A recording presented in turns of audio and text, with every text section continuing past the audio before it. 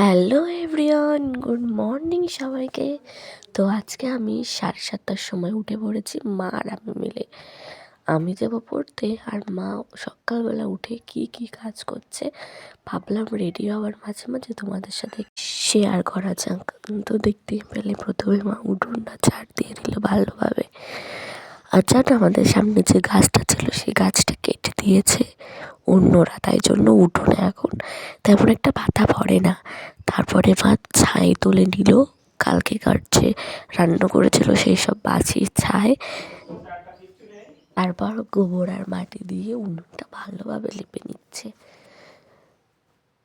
কারণ আমাদের বাইরে উনুন তো, তাই জন্যই বাস উনুনে আমাদের কিছুই করা হয় না। আর সকালবেলা আমি চা খেয়ে পড়তে যাব, তাই মা সবার আগে উনুনটা গোবর দিয়ে নেয়, তারপরে জল এনে চা করে দেবে, আমি সেই চা খেয়ে পড়তে যাব।